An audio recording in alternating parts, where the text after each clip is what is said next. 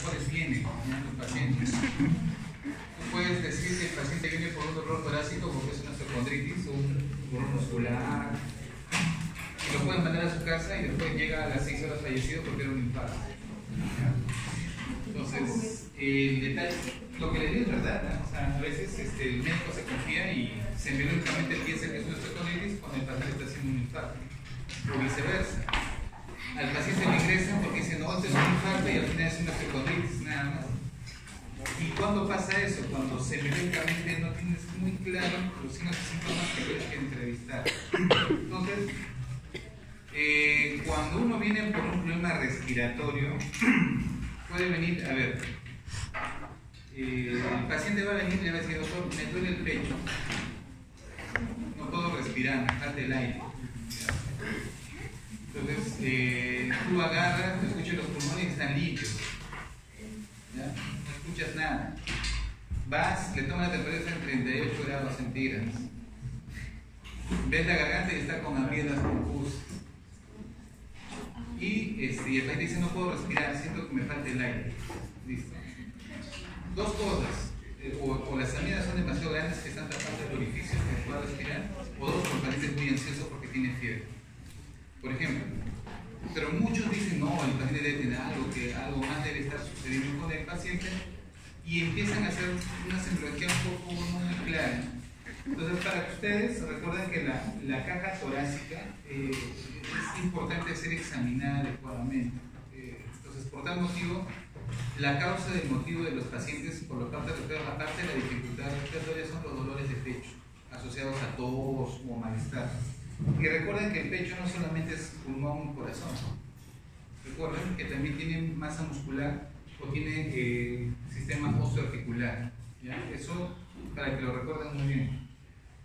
Y eso les va a definir ustedes más o menos dónde está orientado la causa del por qué el paciente viene por un problema respiratorio. Recuerden que también hay tejidos blandos que podrían estar. Esto de acá les recalco porque ¿qué pasa si ustedes, hay un sonido que llamamos crepitación? ¿Ya? La palabra crepitantes ustedes es como el sonido de burbujitas, o cuando ustedes agarran el cabello, ¿no? Creo que una vez les dije, ¿no? Agarran el cabello y hace sonar el cabello y hay un sonido como el roce del cabello, como que burbujitas. A veces van a encontrarse con pacientes con problemas respiratorios que ustedes van a examinar tejido blando y van a encontrar que crepita la piel. Entonces, uy, ¿qué pasaba? ¿Por qué crepita la piel? ¿Por qué hay crepitantes en la piel, en el tejido blando? Es porque el paciente probablemente está haciendo un enfisema. ¿Ya? Un enfisema subcutáneo, y eso significa que el aire ha escapado de algún sitio. Y eso, por ejemplo, es importante también que lo recuerden. ¿Ya? Los músculos también pueden ser parte de la semiología respiratoria, principalmente cuando hay agotamiento. ¿Ya? Hay pacientes que van a tener ciertas enfermedades de debilidad muscular, y ustedes semiológicamente tienen que también evaluar ello. ¿Por qué? Porque el hecho de que el músculo no funcione, un paciente con miastenia gravis, viene el doctor, no puedo respirar. Entonces tú tienes que buscar semiológicamente si hay un déficit muscular, porque el paciente no va a poder respirar porque no hay músculo que le ayude a hacer la inspiración respectiva. Bueno, los segmentos pulmonares netamente para que ustedes hagan la semiología ocultatoria y puedan definir más o menos dónde está la lesión a nivel pulmonar. Entonces, en el interrogatorio, chicos, es importante la raza, en este caso el grupo étnico. ¿Ya? Hay pacientes que tienen más predisposición a hacer tuberculosis y hay pacientes que tienen más predisposición a hacer cáncer broncogénico. Tuberculosis mayormente los de raza más oscura o de piel más oscura, estadísticamente tienen más predisposición a tener tuberculosis. ¿Y quiénes son los que tienen más predisposición a tener cáncer pulmonar? Los de raza blanca. Entonces, si ustedes les viene un paciente afroamericano y le tienen un paciente de raza blanca y los dos tienen hemoptisis, ya que es bota sangre, ya está. Entonces ustedes ya van a pensar que la primera causa, más o menos, lo va a orientar, este paciente cumple hemoptisis, de raza oscura, puede ser una tuberculosis. El paciente viene por hemoptisis, raza blanca, podría ser un cáncer. Ahora, no solamente juega la raza en el punto de preguntas, también juega la edad, ¿no? Creo que les dije que todo paciente joven es, si hace hemoptisis, por ejemplo, es más tuberculosis. Y si es de edad, ancianos, eso es cáncer hasta que no se demuestre lo contrario. Entonces, igual, la edad también juega un papel importante, ¿no? Las neumopatías agudas, neumonía le puede a todos, a ustedes, a los adultos, niños, ancianos, pero los grupos de alto riesgo son niños y ancianos, neumonías, ¿ya? Si a usted le da neumonía sería muy raro a un joven que le dé neumonía, no es común. Y si le da a un joven neumonía, hay que buscar causas de inmunosupresión, VIH. ¿Ya? No se olviden eso. ¿Ya? Bronconeumonías, infancia y vejez, cáncer o EPOC, edad adulta, asma bronquial, infancia, y lo que es bronquiolitis, también infancia. ¿Ya? Recuerden eso, el diagnóstico de asma es un diagnóstico de infancia. No puede haber una persona adulta que tiene 60 años y decir, uy, me acaban de diagnosticar asma. No tiene mucha congruencia, porque el asma es una enfermedad alérgica hereditaria. ¿Ya? Entonces la edad también en su interrogatorio va a jugar un papel muy importante. Entonces, si le viene un paciente con broncoespasmo de 60 años, ¿qué van a sospechar? El otro componente que se llama EPOC. ¿Ya? El EPOC es enfermedad pulmonar obstructiva crónica, ¿ya? Por eso, se da más en adultos mayores o en personas adultas. Sexo también es importante, ¿no? Por ejemplo, el cáncer pulmonar es mucho mayor en el sexo masculino. Entonces, las neumonías también en el sexo masculino, y eso sí es muy cierto. Casi la mayor estadística de neumonías es más entre los niños varones. ¿Ya? Y problemas pulmonares también, ocupacionales, netamente por el trabajo. Esto ha ido cambiando porque el sexo femenino también ha comenzado a tener actividades laborales muy similares a los del varón. Por tanto, también tienen predisposición a ciertas enfermedades que antes solamente exclusivamente los varones. Y la tuberculosis, acá sí, sexo femenino. Tiene más predisposición. Entonces, el interrogatorio tiene que jugar con todos esos datos. En la parte ocupacional, la famosa neumoconiosis inorgánica, por ejemplo, los que trabajan en minas, ¿no? Y lo que son orgánicas, netamente los que tabaco, amiloidosis, ¿no? Piscinosis, que son enfermedades también ocupacionales, ¿no? Y en este caso, los que trabajan en minas. Entonces, siempre es importante que interroguen en qué trabaja usted. Ah, doctor, yo trabajo en la mina o he trabajado en un lugar donde había mucho polvo. He trabajado en las alturas donde había mucho polvo y yo inhalaba polvo. Y averiguar si había minas en esa zona o si él participaba en el almacenamiento de esas sustancias. ¿Por qué? Porque puede generar siempre problemas respiratorios. ¿Listo? Es importante también saber los antecedentes familiares. Recuerden que el cáncer broncogénico se puede heredar, tiene una predisposición casi un 50% más. Si papá tuvo cáncer pulmonar, el hijo también puede tener. Entonces, ustedes tienen que, dice doctor, he votado a la que le digo un paciente de 55 años, doctor, he tosido con sangre. Ya. Una pregunta, ¿tu papá ha sufrido un problema respiratorio? Ah, sí, cuando él tenía 50 años, él desarrolló cáncer pulmonar. ¿Me dejo entender? Entonces, eso ya los orienta a ustedes a ir descartando probablemente tuberculosis y pensar más en un cáncer pulmonar. Entonces, el dato familiar es importante que lo hagan. ¿Listo? Fibrosis quística, de hecho, que es una enfermedad genética de mal pronóstico, porque el paciente siempre va a estar con episodios de hemoptisis, hasta puede llegar a botar sangre hasta 1 litro en un solo momento de sangre. Asma es hereditario también, y las famosas rinitis alérgicas, aquellos pacientes que viven con rinorrea. Y antecedentes personales, también preguntar si tuvo asma, si tuvo tuberculosis, VIH, si tuvo neumonías previas, o es diabético, o tiene alguna enfermedad autoinmunitaria. ¿Por qué? Porque eso también puede generar otro tipo de problemas. Por ejemplo, si el paciente tiene VIH, ustedes tienen que pensar en enfermedades de inmunosupresión, ¿no? Por ejemplo, ¿cuál es? Una infección respiratoria en pacientes de VIH. cuadro infeccioso, neumocistis, la neumitis carini, la neumocistis en general. Por ejemplo, hemos tenido pacientes que le hemos dado un tratamiento así, que hemos metido ceftriaxona, que hemos metido hasta meropenem, antibióticos, y el paciente no mejora. Y al final le tomamos prueba de VIH y sale positivo. Le damos tratamiento para neumocistis y mejora. Entonces es importante tener muy claro que hay patologías o enfermedades que pueden alterar el transcurso de la enfermedad. ¿Okay? También, criptococosis también, en inmunosuprimidos, tanto así que pueden haber lesiones neurológicas por criptococos. Hacen tragedias de nuca. Entonces, hay que tener presente los antecedentes. A ver, motivo de consulta, dependientes del aparato respiratorio. Es clásico que les van a venir, doctor, tengo tos. Ya está, es clásico. Ahora ustedes definirán qué tipo de tos será. Doctor, tengo expectoración, tengo disnea, pero él no va a decir disnea, tengo dificultad para respirar. Doctor, he tosido con sangre. Doctor, me duele el pecho. Doctor, noto que mis manos se han puesto azul y no puedo respirar. ¿Ya? Esos son netamente relacionados al aparato respiratorio, pero también hay signos y síntomas generales. Doctor, vengo porque no puedo respirar y está con fiebre. La astenia, que ya tocamos, anorexia y pérdida de peso, que son cuadros indirectos de problematología respiratoria. Puede ser un cáncer, un linfoma, puede ser una tuberculosis, etc.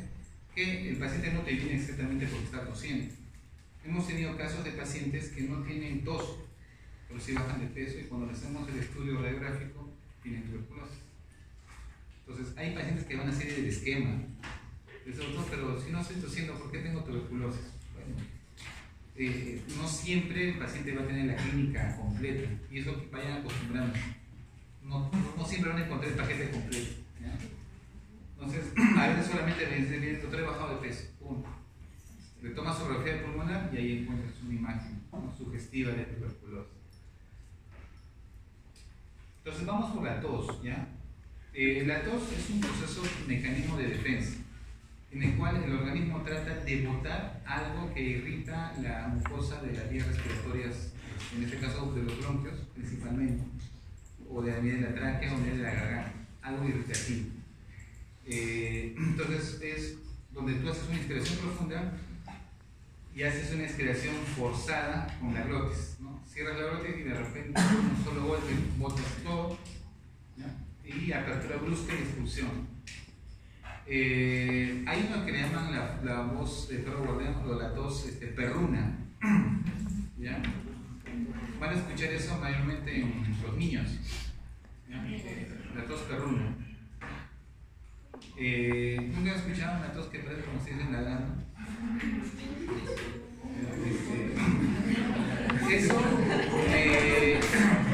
Esa tos netamente tiene que ver con un proceso inflamatorio a nivel traqueal, ¿no?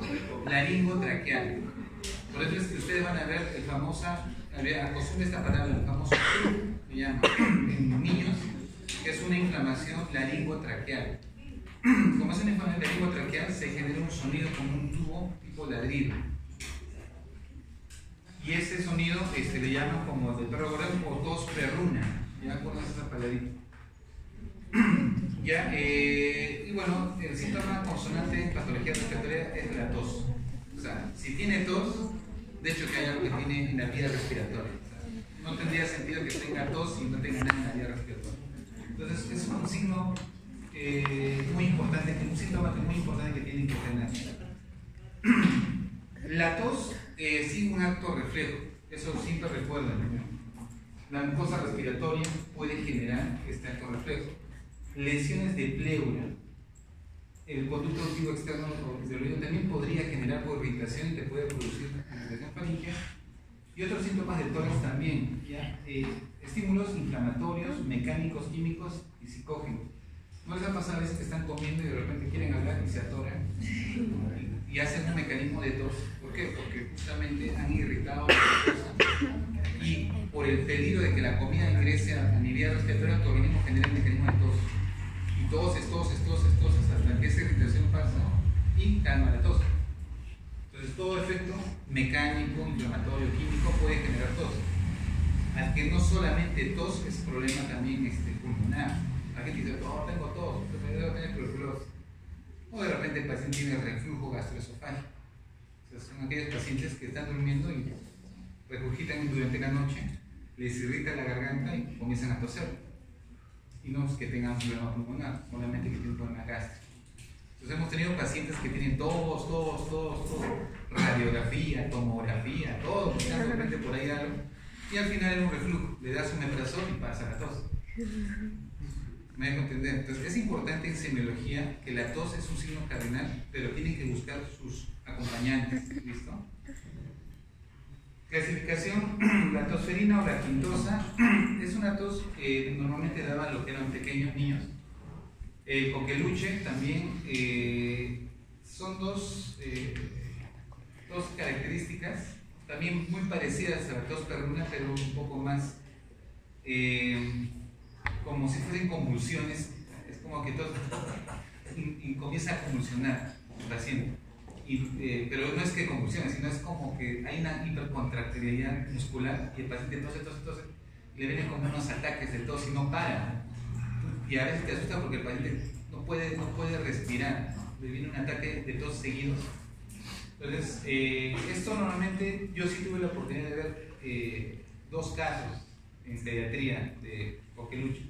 Actualmente no es muy común ya ver por los tratamientos que existen multiprevención, antibióticos. La tos perruna propiamente, la tos bitonal, es como que ¿no? O sea, hacen un sonido, primero un sonido previo y después tosen. Entonces generan 2 sonidos para el momento de toser. Emetizante significa que aquellos que cuando la garganta está tan irritada comienzan a toser y después que les viene ganas de vomitar. Después ya les viene la ganas de... Entonces cuando usted está en un paciente que está tosiendo y de repente le vienen las ganas de vomitar, eso no es pulmón, eso normalmente es garganta. ¿Ya? Entonces cuando usted tose le viene ganas de vomitar, sí doctor, entonces es su garganta, está irritada, viene con la baja lengua y mira, está rojo como tomate o rojo como fresa. Entonces es una irritación netamente emetizante, le llamamos nosotros. Tos seca es aquella tos donde no movilizan secreciones. Húmeda, donde producen bastante secreción. Y la tos crónica, netamente en los pacientes que tienen bronquitis o cuadros bronquiales crónicos. En este caso el EPOC, por ejemplo, lo que es el tipo bronquitis crónica, son los que tosen. El protocolo dice que todo paciente con tos de más de 2 semanas, ¿qué tienen que descartar? ¿Qué dice el protocolo? Tos de más de 2 semanas, tanto así que sería en la televisión, pero para la época de amplia tuberculosis. Paciente que tiene 2 semanas de tos, inmediatamente acude a su centro de salud para que hagan su descarte de tuberculosis. Era una forma muy sensible de captar. Como decir, como ustedes, quiero captar a todos los tuberculosos. ¿Cómo harían ustedes? ¿Harían becas a todita la gente no va a acudir a dejar su muestra? Ustedes, por ejemplo, les pregunto a ustedes, ¿cuántas veces en su vida han ido al centro de salud y han dejado su muestra de beca? A ver, ¿cuántos de ustedes? Nadie, porque me dejo entender. Entonces, la prueba del beca y decir vayan al centro de salud a dejar su muestra de beca, bueno, si uno todos son, ¿para qué voy? ¿Me dejo entender? El programa de salud dijo, todos los que tienen tos más de 2 semanas puede ser tuberculosis, como que la gente dijo, bueno, yo estoy tosiendo 3 semanas. Iban inmediatamente al centro de salud, dejaban su muestra de beca y salía negativo porque de repente una bronquitis aguda que no ha curado bien, etc. Entonces, las estrategias de salud agarraron este síntoma como punto cardinal de tuberculosis. ¿Me dejo entender? Porque era la única manera práctica de captar gente. ¿Ya? Complicaciones de la tos. como les mencionaba, algunas veces es tan irritante la garganta que les viene el reflejo emético y comienzan a vomitar. ¿Listo? Y eso a veces es una de las complicaciones de la tos persistente, ¿no? Pérdida del conocimiento. Por toser, algunas personas se desmayan. ¿Y eso por qué creen? ¿Verdad? ¿Qué maniobra estarían haciendo? ¿Han escuchado la maniobra de Valsalva? ¿Les suena? Entonces, hay ciertos ancianos que tienen tendencia a ser bradicárdicos, y si a ellos tú les haces la maniobra de Valsalva, hacen una bradicardia severa y el paciente colapsa. ¿Listo? Entonces, siempre pregunten al paciente que viene, doctor, viene desesperado el hijo con su mamá o papá ya de edad, doctor, se ha desmayado, fue al baño y de repente se desmayó y se cayó. Entonces, cuando despierta el paciente, tú le preguntas, señor, ¿usted por casualidad no estaba con tos? Sí, doctor, justo estaba tosiendo y de repente se me nubló la vista. Entonces, eso ya nos orienta que el problema no es cardíaco, no es cerebral, sino ha sido un reflejo vagal, un reflejo por maniobra de Valsalva. O también suele pasar, bueno, fuera el tema, los abuelitos que van al baño y están estreñidos y hacen maniobra de Valsalva. ¿Qué hacen? ¿No? Aguanta la respiración, hacen presión y eso genera, baja la frecuencia y el paciente se cae. Va el papá, va el hijo, van al baño y lo encuentran desmayado. Entonces, recuerden eso, maniobras de Valsalva generan síncopes, ¿ya? La parte de la ruptura pulmonar, netamente en la parte, a ver, ¿qué les digo? Los pacientes que vienen por neumotórax. Hemos tenido pacientes asmáticos o pacientes que tienen bulas, que son estructuras alteradas a nivel pulmonar, que a veces por toser, se revienta la bula, hace un neumotórax y el paciente ya no viene por tos, sino porque ya le falta el aire. Entonces, es una de las complicaciones que podría presentarse, la tos exigente y persistente. Y fracturas costales es raro, ¿ya? Es raro. Pero el único caso que yo he visto de fracturas costales, no sé si de repente habrá sido fractura o se la cayó, se la golpeado, pero era un ancianito con cáncer de próstata que había hecho metástasis ósea, ¿ya? O sea, había hecho metástasis. Se supone que toda metástasis en los huesos le hace frágil. Con solamente tocarlo puede hasta romperse. Entonces, imagínense un paciente anciano que está que tose, ya se fuerza, se puede romper una costilla, ¿no? Entonces, es raro. Si en caso se rompe una fractura en una costilla, un paciente que está tosiendo, es porque debe tener algo su hueso y eso tiene que investigar cáncer o metástasis ósea, ¿ya? Les doy estas pautas porque es lo más frecuente. El enfoque diagnóstico, características de la tos, momento de la aparición y síntomas acompañantes e ingesta de fármacos. A ver, ustedes que han hecho ya fármaco 1, ¿qué fármacos producían tos? Ahora, vean. ¿Qué fármacos producían tos? Ya, principalmente cuáles de los que enalapril y el captopril, los dos, ya, principalmente los dos, ya. Más que todo el enalapril, el captopril segundo, pero los dos producían tos. En algunos el amlodipino también produce tos, no es muy frecuente, pero también. O sea, entonces ustedes están obligados, cuando tienen un paciente con tos y lo examinan y no encuentran absolutamente nada, a buscar y preguntar, por casualidad, ¿qué medicamento toma usted? Ah, doctor, yo tomo para la presión, el doctor me ha dejado Enalvijus. ¿Y desde cuándo tiene la tos? Ah, doctor, yo tengo la tos hace 2 meses. ¿Y desde cuándo está tomando el medicamento? Ah, justo, doctor, hace 2 meses también. ¿Me dejo entender? Pero ¿qué pasa si ustedes no le preguntan el medicamento ni el tiempo que empezó? Tú vas a pensar que su tos se originó de cualquier otra cosa menos del fármaco. Entonces, el interrogatorio realmente en la parte respiratoria, solamente dos es bastante amplio, ¿ya? Síntomas acompañantes, como les mencionaba, ¿no? Puede haber, por casualidad, usted no le arde el estómago, o a veces cuando está comiendo o almorzando, le vienen como arcadas y reflujo. Ah, sí, doctora, a mí a veces siento eso. Y preguntarle, ¿y la tos? ¿Cuándo tiene más tos usted? Ah, doctor, yo tengo más tos en las mañanas. Cuando despierto me vienen episodios de tos muy exigentes. Y durante el día pasa. Entonces, una tos que de la mañana amanece con tos y del día pasa. Entonces, y la boca del estómago. Eso pues es un reflujo. Entonces, esa habilidad, chicos, lo tienen que ir juntando signos y síntomas como para al final decir, señora, su tos parece que va por ese lado. Y le hacen una prueba de reflujo y sale positivo y explican la causa. El momento de la aparición. Yo puedo tener una tos crónica que apareció leve y va exigente, o puedo tener una tos exigente de efecto agudo por irritación química. ¿Ya? Por ejemplo, hemos tenido el caso de un paciente que inhaló ácido muriático, me parece. Esto está en el ambiente y estaba inhalando y viene por tos. Y eso es una neumonitis química, o sea, le produce una inflamación bronquial tan severa que comienza a toser. Y características de la tos, ¿no? Si es una tos seca, productiva, si es que tiene flema o no tiene flema. Si tiene flema, preguntar características de la flema. Color, si el olor, si hay rasgos de sangre, entonces todo eso tiene que hacer una parte de anamnesis. Origen de las crisis. La sinusitis también puede generar cuadros de tos. Recuerden eso. La laringitis, la bronquitis, las neumonías, el AMPO, cáncer oncogénico. La parte de las amigdalitis, ¿no? La parte de los adenoides, la traqueitis también. Entonces, todos ellos pueden originar crisis de tos. ¿A qué le llamamos crisis? Aquellos, no sé si uno se van a topar con pacientes que estoy durmiendo y de repente me viene una tos y no me para.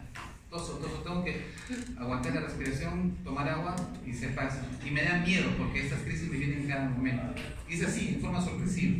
Entonces, a eso le llamamos las famosas crisis de tos. La otra que tiene que ver es la expectoración. Acá sí, chicos, es importante que tengan claro si es anormal o no la expectoración.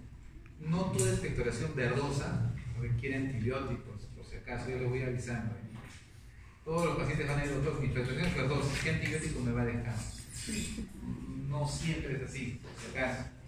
Acto expulsar por medio de la tos, contenido broncopulmonar. Recuerden que la expectoración es broncopulmonar, por tanto, si el paciente dice, estoy tosiendo y dice, ¿qué toses? Solamente saliva. No es algo que podamos catalogar como expectoración. Puede ser serosa, netamente una secreción netamente blanca, clara, mucosa, que es la más común por irritación y hiperproducción de moco a nivel bronquial, pero puede ser mucopurulenta o purulenta. Esto de acá, si realmente ustedes quieren ver cómo es una mucopurulenta de verdad, sería interesante que vean a los pacientes que tienen secuelas de tuberculosis y han hecho bronquiectasis. ¿Se acuerdan qué es una bronquiectasis? ¿No? En la parte de la patología es cuando tienes destrucción de los bronquios y se hacen como cavernas pequeñas. Entonces, cuando un paciente le da una infección de ese tipo, esas cavernas se llenan de pus. Entonces, cuando el paciente tose, no es que bota un poquito, bota bastante. Y es purulenta, pus. Pues a veces toda una batea o hasta medio litro de pura pus pueden juntar en unas 6 horas. Imaginen la cantidad de producción que tiene. Entonces, si tienen una oportunidad de ver un paciente que tiene bronquiectasis infectadas, van a ver eso, ¿no? Sanguinolenta, netamente el famoso esputo hemoptoico, ¿ya? Acá, dos cosas claras. Cuando ustedes hablan de hemoptisis, estamos hablando de un paciente que tiene tos asociado a rasgos de sangre pura o presencia de sangre pura. Pero si ustedes tienen un esputo hemoptóico, significa que es una flema con rasgos de sangre.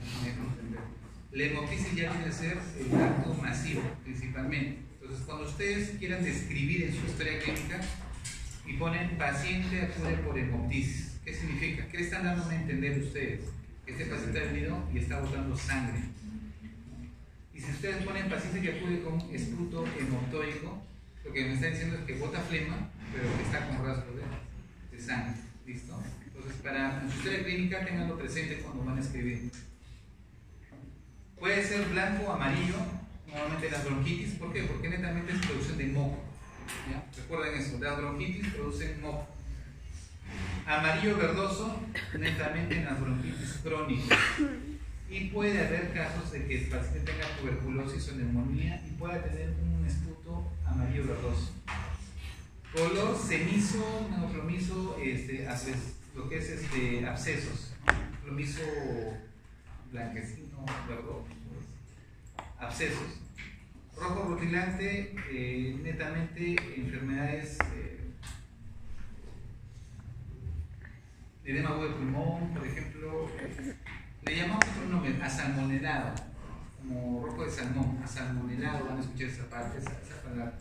El paciente tiene una expectoración asalmonelada, color salmón o algo así, que viene así como un color rosado, no es rojo. Y muchos dicen, el paciente tiene hemoptisis o un esputo hemoptódico. No es que tenga un esputo hemoptódico, se está muriendo porque se está congestionando de agua, y cuando un paciente hace edema agudo de pulmón puede comenzar a botar una secreción rosada, ¿ya? Recuerden eso.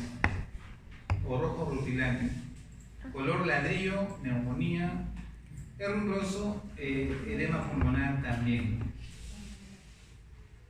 Entonces la hemoptisis, como decía, eliminado por la boca de sangre proveniente de las vías respiratorias inferiores.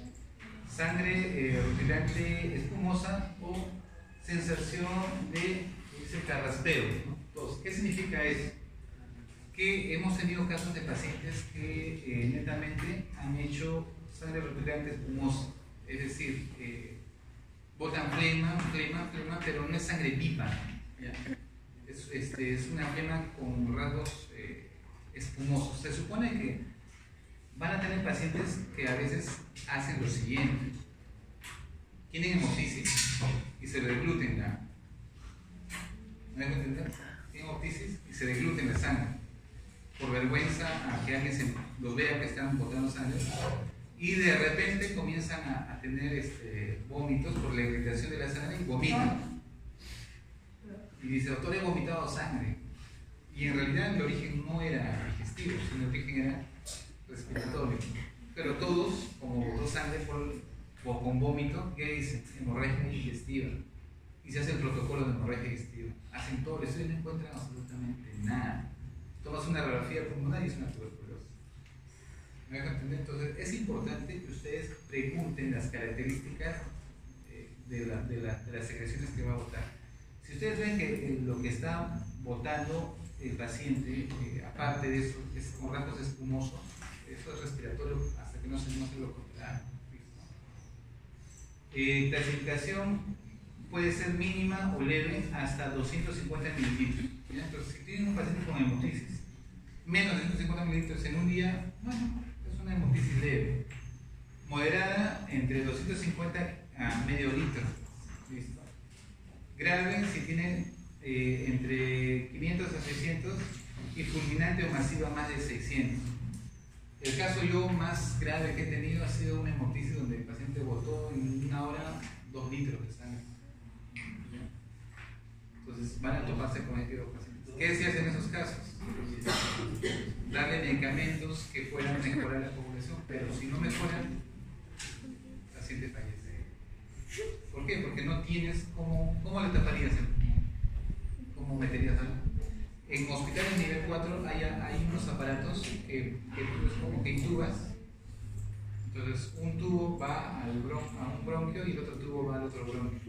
Entonces tú en la radiografía detectas más o menos dónde está el problema y cierras uno de los bronquios, y de esa manera haces como un taponaje de uno de los bronquios hasta que lo llevan inmediatamente a hacer las operaciones y los operan y les traen esa parte del pulmón que está sangrando. Es una manera de salvarlos, pero siempre y cuando estés en la ciudad y estés en un hospital y cerca, ¿no? Pero si estás en un pueblo alejado, a 24 horas de la ciudad principal, y ustedes están solos ahí, es bien difícil poder manejar este tipo de pacientes, ¿no?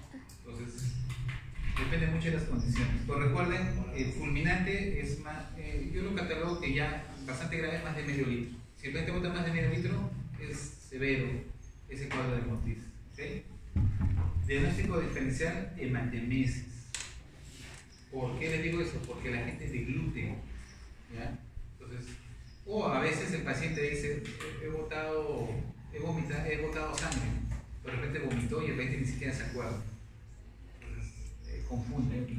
Epistaxis es clásico, que viene porque la nariz se sangra y a veces el sangrado no siempre es anterior, también hay sangrados posteriores. ¿Ya? La epistaxis no solamente es sangrado anterior, también es sangrado posterior. Entonces comienzan a sangrar para... Y de repente el paciente por la irritación de la sangre tose. ¿Y qué sale? Sangre. Entonces, y no es una hemoptisis, sino es una epistaxis. Gingivorragias. Les aconsejo que hagan eso. Cuando vean que alguien viene por hemoptisis, por lo menos con baja lengua y interna, revisen las encías. ¿Ya? Hemos tenido un paciente que tenía trastorno o sea, está muy inflamado su encía por mal higiene y tú tocabas y sangraba. Entonces parece que ha sangrado, juntó sangre y tosió, y todos catalogaron como una hemoptisis. Hicieron tomografía, radiología por buscar la causa. Nada, no encontraron nada hasta que alguien por ahí revisó y había una encía que sangraba. Y esa era la causa por la cual había tosido con sangre. Entonces, para que vean que uno tiene que ser muy meticuloso al momento del examen físico. Tuberculosis para nosotros es la primera causa, chicos, ¿ya? No se olviden. Tuberculosis. Pero si son ancianos, ya nos vamos a lo que es cáncer pulmonar. Otra causa de hemoptisis son las bronquitis crónicas. Ancianos con bronquitis crónica, bronquiectasias, abscesos pulmonares, micosis, hongos y traumas de tórax, ¿ya? Accidentados también pueden. Recuerden eso, si ustedes les traen un paciente accidentado, lo ponen ustedes, doctor, el paciente ha sufrido un accidente de tránsito, lo han atropellado.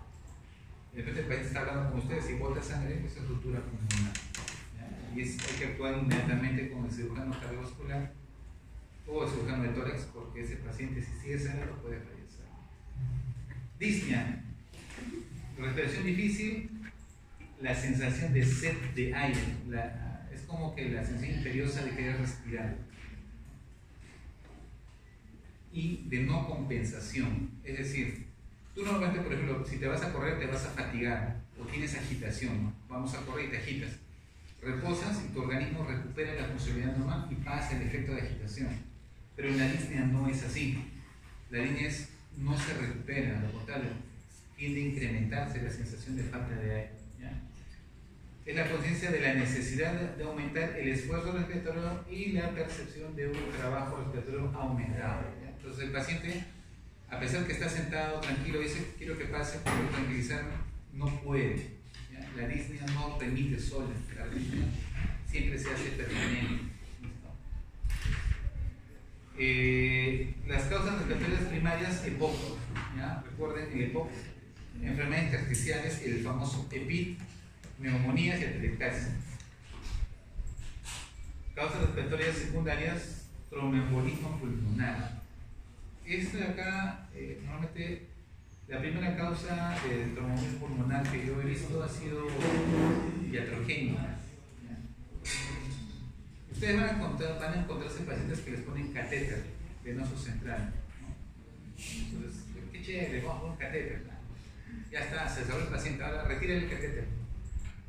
Entonces, tú retiras el catéter, pero por ahí nadie le explicó al paciente que no debía respirar, debía aguantar la respiración, porque en el momento que respira, hace cambios hemodinámicos y jala aire de la parte externa interna y centra un pequeño envolto de aire, viaja, llega al pulmón y lo tapa.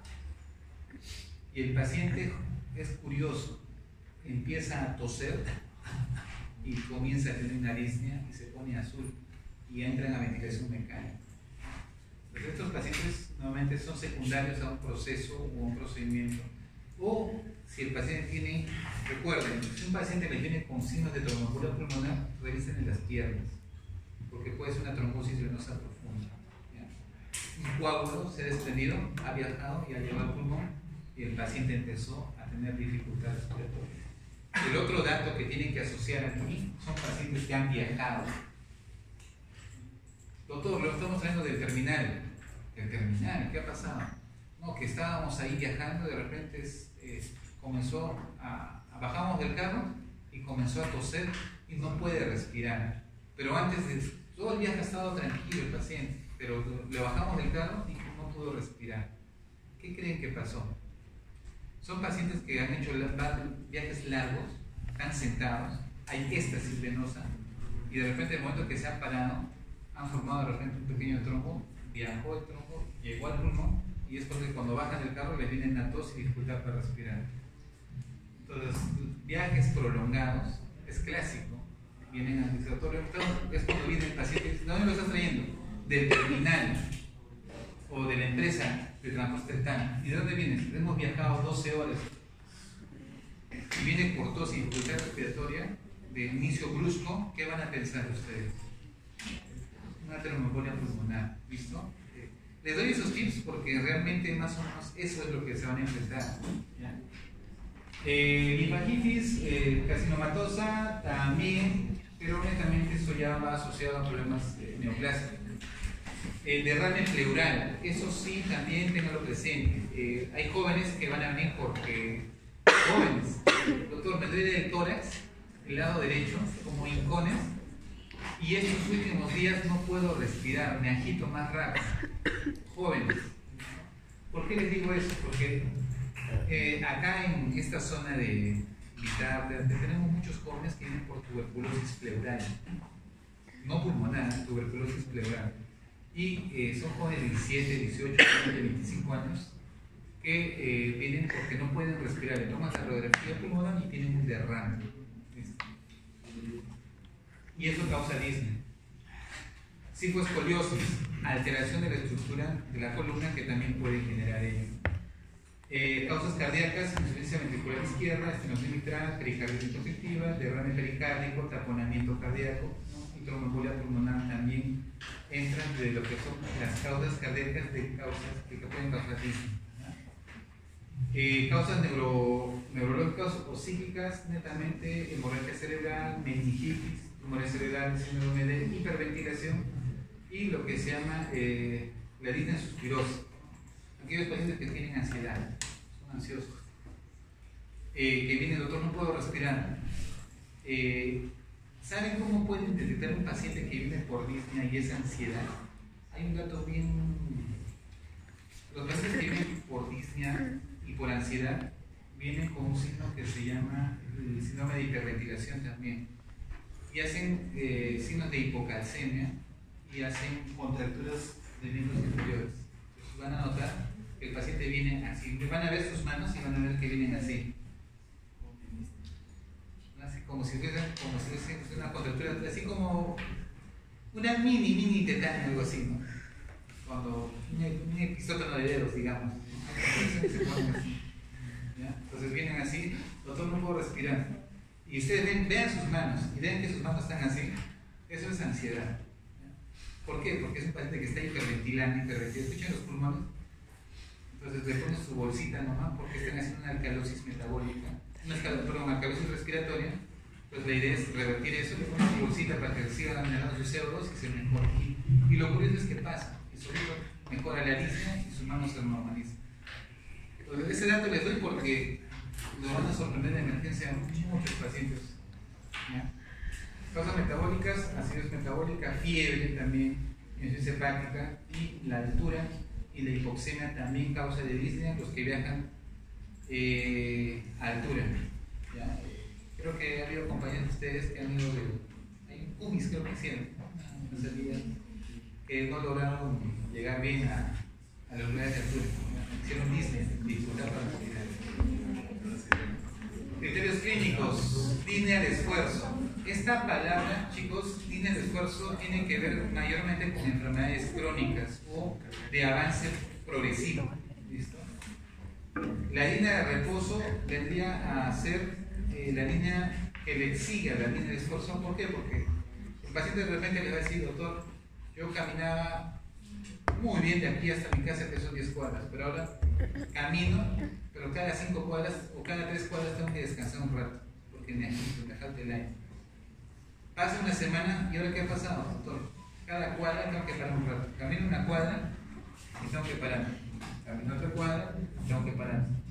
Entonces, eso se llama disnea de esfuerzo. A mayor esfuerzo, menor resistencia para hacer su actividad común. ¿Listo?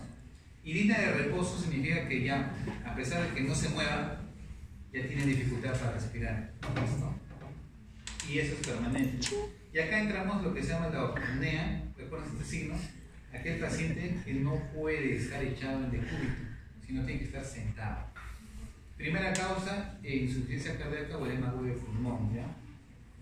La trepomnea netamente igual, es netamente posiciones de costados. La disnea netamente tiene que ver mucho con los movimientos musculares. Y la línea paroxística, esas sí van a tener muy presente, porque así como existen las crisis de tos, hay pacientes que están echados y de repente les viene dificultad respiratoria, ¿no? Como ataques de dificultad para respirar y no paran y vienen a emergencia porque no pueden respirar por algunos ataques que les vienen, paroxísticos. Pero este signo de ortonea, ténganlo presente, ¿ya? Entonces, ¿qué pasa si le viene un paciente con dificultad respiratoria? Le ponen el saturómetro o le miden la frecuencia respiratoria, de repente está con frecuencia respiratoria 24, satura 96, y ustedes lo echan. Échese, señor. Y ven que la saturación comienza a bajar de 94, 93, 92, 91, 90, 88, y su frecuencia respiratoria que está en 24 comienza a subir 32. ¿Qué creen que está pasando con el paciente? Ese cambio postural le está generando una mayor dificultad y eso se llama ortonea, es decir, el paciente no tolera el decúbito, tiene que estar sentado. Primera causa, edema agudo de pulmón. Es como que el agua se está moviendo. Al estar parado, el agua baja y me permite usar la parte superior de los pulmones que ya no tienen agua. Pero el hecho de que lo eches hace que el agua se disperse en todo el pulmón y le genera mayor dificultad. ¿Listo? Entonces, ¿qué pasaría si les viene un paciente y dice, este paciente tiene insuficiencia cardíaca? Ustedes lo echan y la saturación no cambia. La frecuencia respiratoria es la misma. ¿Será insuficiencia cardíaca? No, pues, no es. ¿Me dejo entender? Semiológicamente ustedes ya más o menos pueden ir diferenciando, ¿ya? Pero tienen que tener esa habilidad de estar viendo eso. Entonces, a grandes esfuerzos, grado 1, medianos esfuerzos, mínimos esfuerzos y en reposo, ¿no? Grandes esfuerzos, netamente lo pueden medir por distancias habituales que el paciente encuadra o en gradas. ¿Me dejo entender? ¿Cuántos, doctor, solo puedo subir un piso? ¿En cuántos pisos lo voy a subir? Lo normal, el paciente yo subía normal hasta mis 6 pisos hasta arriba, ¿no? Pero ahora solamente puedo subir 2 pisos. Entonces, a grandes esfuerzos ya no puede, o mejor dicho, hasta fallar a ciertos pisos le exige mucho esfuerzo y mucha agitación.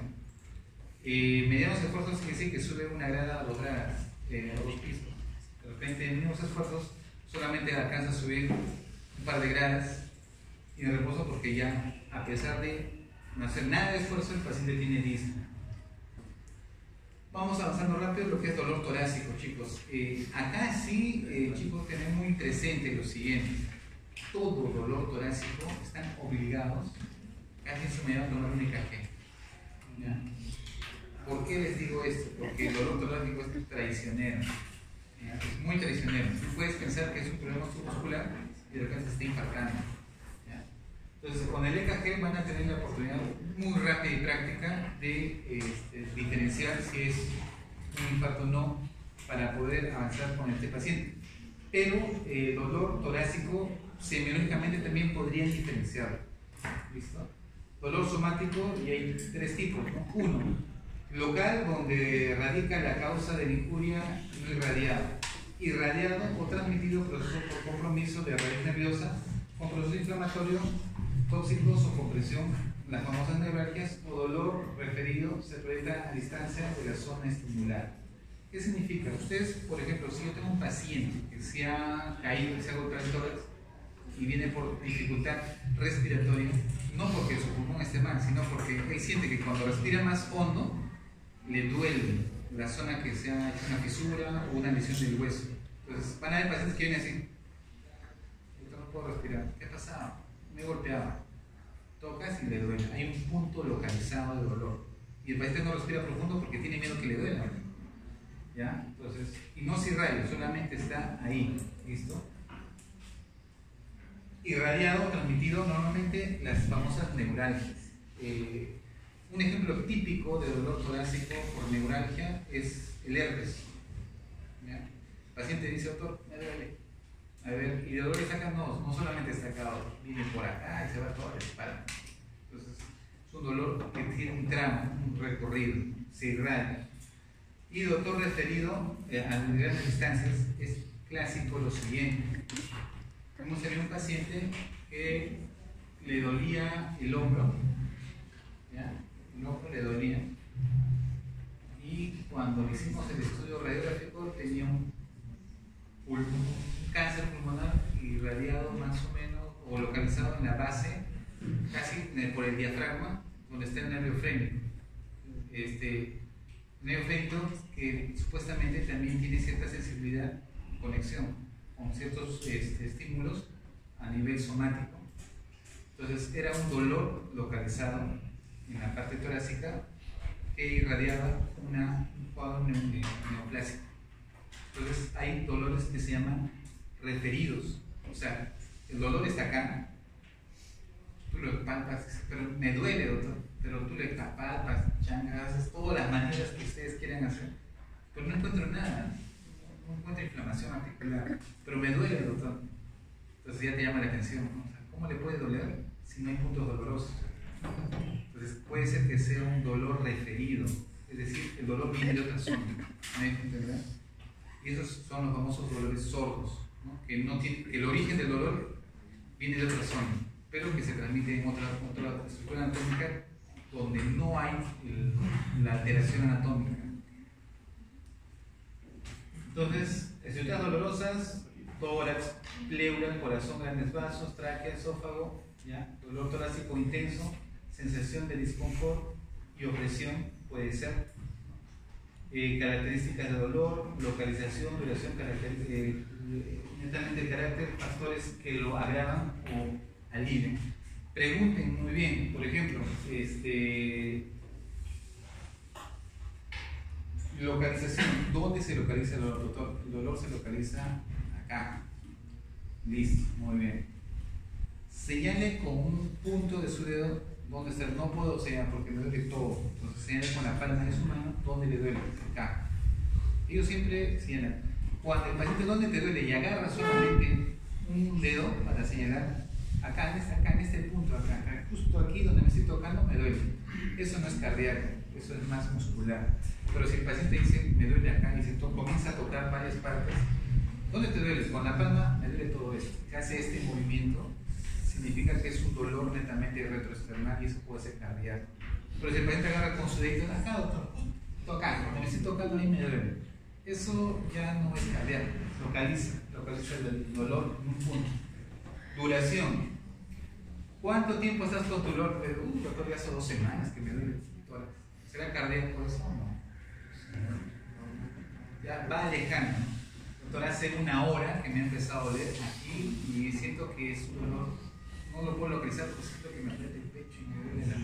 Entonces, como que eso les orienta más a cardíaco. Características. Opresivo o es como un cuchillo que te pulsa. No siento que me lancinante, ¿no? Eso es pleural. No, doctor, siento que me aprieta. Eso es más cardíaco. Entonces, esas características ustedes van a tener que precisar, ¿no? Factores que lo agravan. Doctor, yo soy tranquilo y me duele el pecho. Y cuando haces movimiento, levantas los brazos, sí, doctor, justo he notado de que cuando levanto el brazo, el hombro aumenta. ¿Eso es cardíaco o eso es muscular? Entonces, esos datos tienen que preguntar, chicos, para poder diferenciar. Entonces, cuando vean que ya se alejan mucho de la parte cardíaca, ya pues esto es muscular o puede ser pulmonar. Pero si ya tienen un antecedente de un paciente, pidan un EKG. Se lo digo porque en algunos casos se puede escapar. Dolor visceral, ¿ya? Netamente patología pulmonar, no produce dolor, afecciones retrobronquiales, pleura, ¿ya? Puede haber todo dolor retroesternal, urente, descartar dolor de origen cardíaco. Y dolor referido, patología gastrointestinal. ¿Por qué les decía que le dolía el hombro? Porque cuando estaba el cáncer ubicado en el diafragma, recuerden que el diafragma está también cerca de la parte digestiva y hay estimulación del sistema nervioso.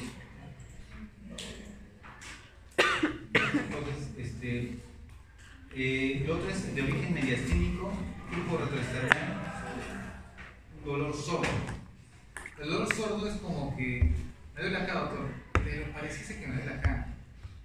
Pero a veces lo siento un poco acá. Tú la apretas, pero cuando te aprietas, no, doctor, pero por el momento siento que duele un poco por acá.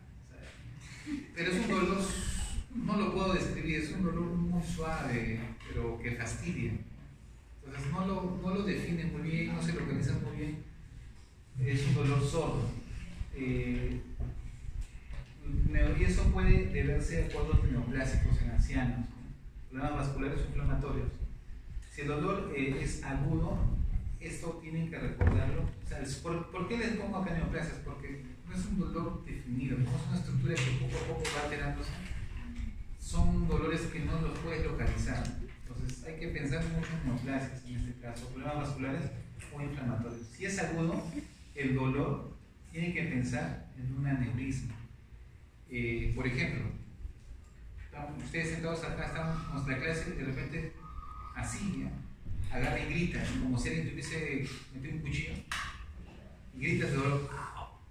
Tú dices, ¿qué ha pasado? Porque doctor, me ha empezado a doler ahorita, justo en este momento. Es así de agudo. Los que hacen aneurismas disecantes de la aorta, el dolor es como un cuchillo que te estuviesen metiendo dentro del tórax. ¿Ya? Otra causa de dolor de ese tipo son los neumotórax. Es como que el neumotórax, tuve la experiencia de una compañera que estaba pasando visita médica de internos y de repente ella dijo, ¿quién me ha golpeado la espalda? Gritó. Y todos decíamos, pero si todos estamos en terapia sola ya. No, alguien me ha golpeado y me ha dejado un dolor muy intenso en mi espalda.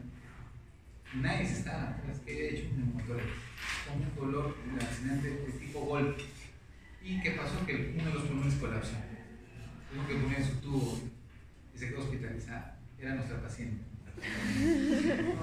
¿Ya? Entonces, el dolor torácico puede ser agudo o pulsátil, que también puede ser problema vascular. Dolor somático, netamente, acá sí tiene que ver con estructura osteomuscular. No se olviden, dolor somático de tórax. El famoso síndrome de Tietze, que es el dolor justamente extracorporal. Esto ya lo leen. El herpes zóster también tiene que ver con dolor somático. Síndrome mandíbula external también. Entonces, todo lo que es estructuras. Y la cianosis netamente es un signo respiratorio cardíaco. ¿Bien? La piel azulada, mucosas azuladas, aumento de la hemoglobina desoxigenada, disminución del flujo sanguíneo en la piel, o puede ser pigmentación de la piel por alguna sustancia o que ha estado en contacto con el paciente.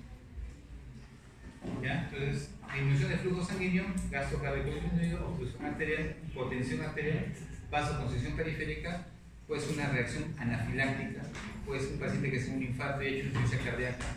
¿Listo? Central o generalizada. Esto de acá sí les van a preguntar, chicos, ¿la cianosis de tu paciente es central o es periférica? Es lo primero que les van a preguntar. Si es central, ya, significa que es generalizada. ¿Listo? Y si es periférica, no es generalizada. Disminución generalizada de la saturación de oxígeno de toda la sangre circulante. ¿Ya? Entonces van a ver pacientes cianóticos y todo mucosa, todo está cianótico, eso es central. Y van a ver periféricos, el paciente está rosadito acá, pero los dedos están azules. Entonces, ¿qué significa? Que la vasoconstricción que está haciendo netamente es periférico. El fenómeno de Raynaud. ¿Ya? Acuérdense, ¿se acuerdan? ¿No? Entonces, que son normalmente enfermedades autoinmunitarias. Entonces, cuando vean cianosis periféricas, piensen que algo sistémico, pero autoinmunitario puede estar pasando con el paciente. ¿Listo? O el otro que haya hecho pues una trombosis de la arteria, justo la mala suerte, se trombosó la arteria y no llega sangre a su mano y se puso azul. Puede ser. Un ejemplo de cianosis, si decían ahorita agarramos una liga, le ponemos la mano y van a ver cómo se pone azul. A ver, les hago una pregunta. Si yo ahorita aprieto y se pone cianótico por hipovascularización, que es diferente a hipoxemia, que son dos cosas diferentes. La hipovascularización sí hay que tener mucho cuidado porque el brazo tiene un tiempo determinado de hipoxemia por falta de vascularización. Normalmente no puede pasar más de 20 minutos. ¿Ya? O sea, tienen esa chance de más o menos manejar. ¿Por qué les digo? En las hemorragias que tengan, como protocolo se manejaban los torniquetes antiguamente, pero mucha gente que hacía torniquetes lo mantenía mucho tiempo y cuando llegaban a la emergencia el brazo ya había muerto. ¿Por qué? Porque dijeron que no calculaban bien. Entonces, el torniquete ya se sacó del protocolo, pero si ustedes quieren aplicarlo, no puede pasar más de 20 minutos. ¿Ya? Si lo aplican, se tienen que soltar para que circule la sangre. Muy bien. Esa es de la parte